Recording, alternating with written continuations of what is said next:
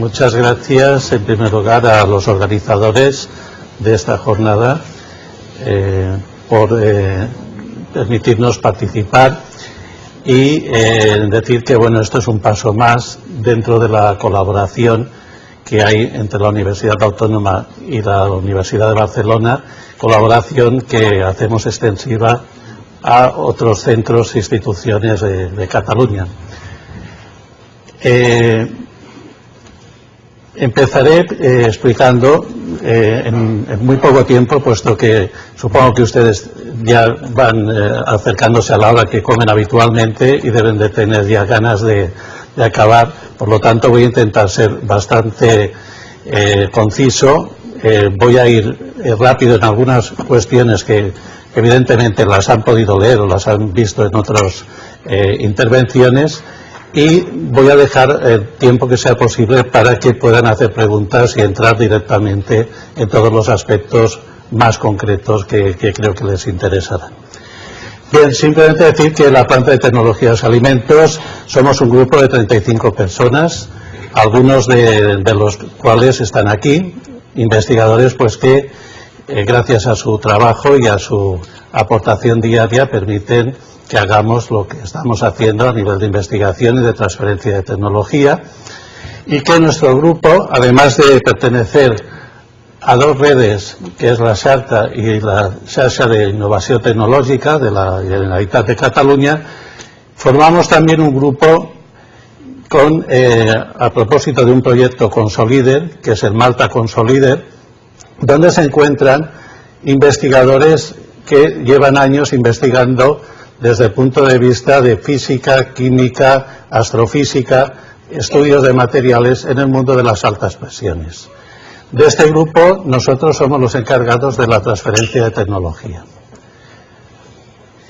Bien, cuando hablamos de los beneficios de las altas presiones, ya el doctor Montfort ha hecho referencia a las nuevas tecnologías.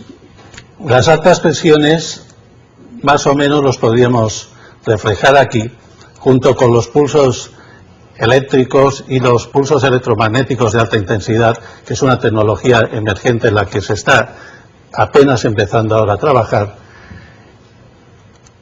Si nos concretamos a las altas presiones, podemos hablar de altas presiones hidrostáticas y de la ultra alta presión homogenización.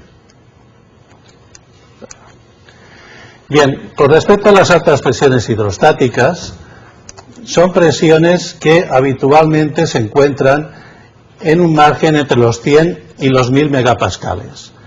Son tratamientos discontinuos y son tratamientos que se están aplicando ya a escala industrial. Dentro del Malta Consolider hay grupos que están trabajando a presiones muchísimo más elevadas a nivel molecular y a nivel de estudios de materiales. Entonces, en un futuro, esta tecnología entrará en una segunda generación de aplicaciones, que es lo que llamaremos la ultra alta presión hidrostática, donde se trabajará con presiones más altas y con tiempos mucho más reducidos de los que se utilizan ahora para subir y bajar la presión. Bien, ¿cuál es el efecto de las altas presiones hidrostáticas a nivel de microorganismos? Bueno, los mecanismos fundamentales de destrucción de microorganismos, sobre todo de formas vegetativas. Luego veremos los problemas que hay a nivel de destrucción de esporas, donde en muchos casos tenemos que acudir a proyectos combinados y todavía es un tema que no está resuelto del todo. Bien, vemos que hay una serie de cambios que podemos producir que afectan a reacciones bioquímicas, a mecanismos genéticos y que afectan a la pared y a la membrana celular. Por otro lado, hay una cierta divergencia de criterio entre que son más sensibles, gran positivas o gran negativas. Bueno, al final resulta que cada microorganismo hay que contemplarlo un poco de forma individual. Incluso veremos algún resultado de que serotipos de una misma cepa muestran comportamientos diferentes.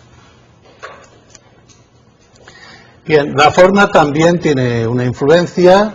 Decimos que en principio eran más sensibles o son más sensibles las formas bacilares que los cocos. También el estado fisiológico del microorganismo puede tener su influencia. No es lo mismo coger un microorganismo en fase logarítmica de crecimiento que cuando se encuentra en estado de latencia. Por lo tanto, cuando tratamos alimentos hay que tener en cuenta también estos factores para poder aplicar las condiciones que sean más letales y las más adecuadas. Por otro lado, pues los mohos y levaduras vemos que son relativamente sencillas de destruir.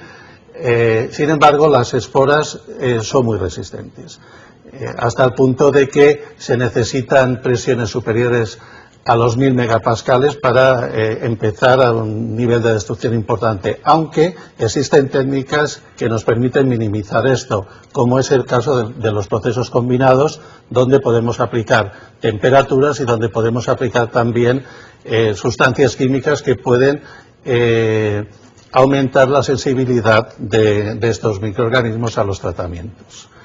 Bien, concretamente sobre leche y productos lácteos hay muchos estudios, aunque curiosamente todavía en el mercado no han aparecido productos como al nivel, por ejemplo, que se encuentran los productos cárnicos, donde es más habitual que hayan ya este tipo de productos en el mercado. Bien, concretamente, cuando trabajamos con leche y productos lácteos, podemos observar, y sobre todo tratando altas presiones junto con sustancias que pueden permitir aumentar la sensibilidad de estas esporas a los tratamientos, podemos comprobar que dependiendo de la matriz los efectos pueden ser mayores o menores. Si ustedes me preguntaran, ¿y qué productos lácteos son más sencillos y qué productos lácteos son más complicados? Pues yo le diría, los productos más complicados son los que se basan en leche con muy pocas modificaciones. Sin embargo, los productos menos complicados son aquellos que además aportan bacterias lácticas o aportan ácidos orgánicos o aportan alguna serie de sustancias producidas por microorganismos, como es el caso de las bacteriocinas. Por lo tanto, en alimentos que han sido procesados de otra manera y que se aplican las altas presiones, el efecto que tenemos de destrucción, tanto de formas vegetativas como de esporas, se ve incrementado. Bien, con respecto a Staphylococcus aureus, vemos aquí en que esos modelos, a medida que aumenta el periodo de almacenaje, es decir, que hay más cantidad de sustancias liberadas por las bacterias lácticas que se encuentran en el producto, evidentemente el efecto de destrucción es mayor. Es decir, que nos encontramos con una matriz que va evolucionando y que, por lo tanto, los tratamientos que vamos aplicando, hay momentos en los que hay más facilidad para poder destruir determinados microorganismos. Lo mismo ocurre con el caso de la Listeria monocytogenes, aunque vemos que ya a presiones en torno a los 400-500 megapascales la reducción es considerable. Es decir, Listeria normalmente no es un microorganismo que dé problemas en la mayoría de matrices, aunque en algún caso sí que podemos obtener supervivencia. Más que supervivencia, daños subletales que después los microorganismos son capaces de reparar. Bien, en el caso de la Yersinia enterocolítica, podemos observar que de 3 serotipos diferentes nos encontramos comportamientos distintos en cuanto a la capacidad de destrucción. También es un caso sobre queso que tiene fermentos lácticos. Si lo comparáramos con la leche, los resultados son muy diferentes, hasta el punto que inicialmente vemos reducciones importantes, pero luego hay una reactivación. Es decir, en estos casos hay que tener cuidado entonces con las condiciones del medio que utilizamos. Bien, con respecto a E. coli, pues vemos que los niveles de destrucción son interesantes y en quesos modelo con bacterias lácticas, pues lógicamente el efecto es importante. Bien, también no solo hablamos de las altas presiones hidrostáticas desde el punto de vista de la capacidad que tienen para destruir microorganismos. también tenemos que pensar que hay aplicaciones desde el punto de vista de la funcionalidad tecnológica. La funcionalidad tecnológica viene a veces por la textura, viene dado a veces por la textura o por las características sensoriales que tiene el alimento. Concretamente, el efecto de las altas presiones influye en la cristalización de la grasa y, por lo tanto, se puede utilizar como un mecanismo de aceleración madurado del helado, del madurado físico de natas para la fabricación de mantequilla, o también se pueden utilizar las altas presiones para incrementar la velocidad de congelación. En este caso, pues, se obtienen alimentos congelados con tamaño de cristales más pequeños, o incluso estas técnicas pues se están utilizando o se están haciendo estudios encaminados a la conservación de órganos y a la utilización en otros campos. Bien, en cuanto a leche fermentadas y yogur, vemos que también hay una serie de aspectos funcionales que pueden ser positivos. Vemos que mejora la textura, también podemos influir sobre la sinéresis. En algunos casos es posible también la presurización del yogur para controlar las bacterias lácticas y, por lo tanto, retrasar la acidificación, aunque esto lógicamente influye sobre el recuento de microorganismos y, por lo tanto, puede tener connotaciones de tipo legal con respecto a el número de supervivientes que podemos encontrar. Otra cosa es si lo comparamos ya con yogures tratados térmicamente, donde este tratamiento también puede contribuir a la conservación definitiva de ese yogur durante un tiempo prolongado. Bien, con respecto a productos avícolas, salvando los problemas funcionales que puede presentar el huevo o la carne de pollo y, por lo tanto, aplicando tratamientos a tiempos muy cortos, podemos observar que se alcanzan ciertos niveles también de inactivación. Es en el caso de la salmonela, de Escherichia coli, que vemos que en huevo líquido la reducción es menor, Yersinia enterocolítica, depende de... En estos estudios que se hicieron en nuestro departamento también se comparó los daños subletales y, por lo tanto, se utilizaron varios medios de evaluación de los microorganismos que presentaban esos daños. Actualmente no aplicamos ya medios de cultivo, sino que estamos empezando a utilizar nuevas técnicas como la citometría de flujo o los sistemas de PCR para comprobar exactamente si quedan microorganismos con daños subletales y si son capaces de reproducirse después y de recuperar todos los daños que han causado estos tratamientos. Bien, la listeria vemos que es más sencilla de reducir en estos medios. Sobre productos vegetales, pues uno de los productos que mejores resultados nos ha dado ha sido el gazpacho. Vemos que obtenemos prácticamente la inactivación de todos los microorganismos que hay, dado también el pH que tiene, que es un pH bajo, y el resto de componentes que hay en este producto. Bien, en cuanto al zumo de uva, vemos también que hay una reducción muy importante a nivel de recuentos totales. Por lo tanto, podemos encontrar algunos zumos ya tratados por altas presiones hidrostáticas en el mercado. Con el INCABI hicimos una serie de estudios sobre mosto y sobre vino para disminuir, entre otras cosas, pues la utilización del anhídrido sulfuroso y de componentes que se utilizan actualmente y que, bueno, ya saben que a nivel de investigación en vinos uno de los objetivos es conseguir reducir esto, incluso si lo pueden eliminar. Estas son las conclusiones que se sacaron. es útil para la estabilización microbiológica del vino, no habían cambios organolépticos apreciables. Luego vimos que estas eran las condiciones más adecuadas para el tratamiento de vino. Como ven, las altas presiones se pueden combinar con temperaturas, pero no solo con altas temperaturas, también con bajas temperaturas. A veces con bajas temperaturas se consiguen efectos importantes de destrucción microbiana y de inactivación de enzimas, y sin embargo no se afecta tanto desde el punto de vista organoléptico el producto.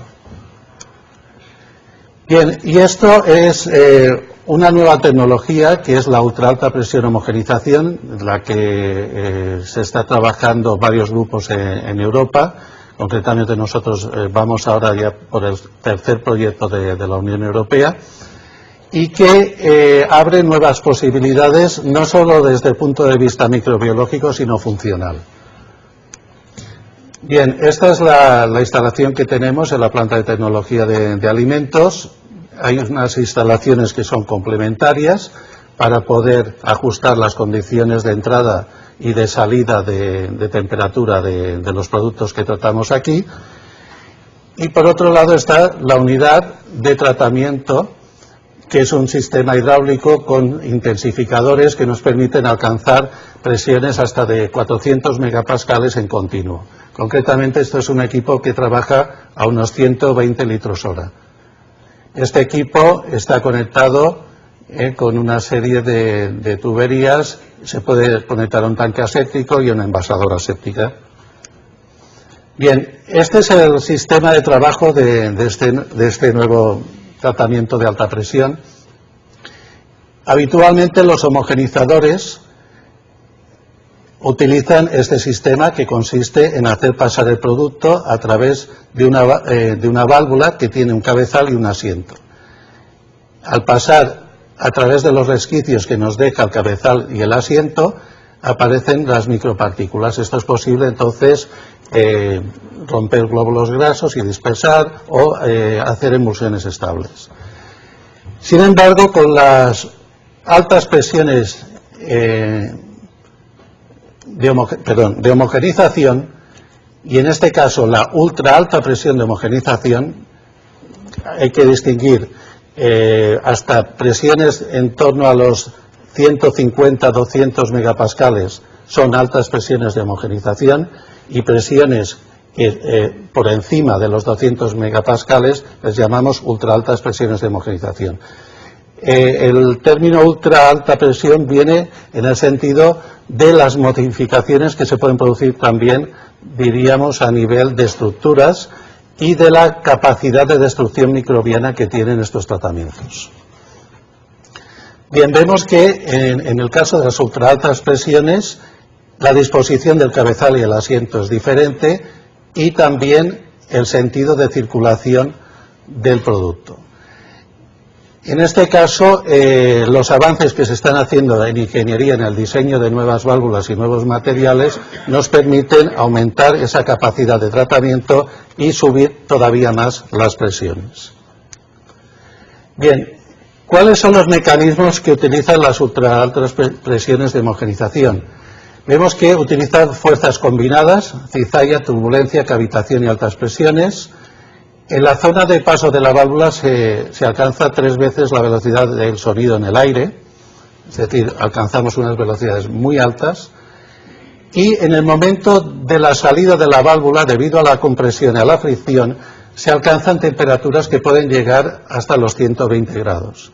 Esto es posible controlarlo de manera que los tiempos sean prácticamente mínimos, por debajo incluso de los 0,5 segundos, de manera que el efecto térmico, que si queremos se puede aportar, en ese caso, si lo queremos reducir, lo podemos controlar también.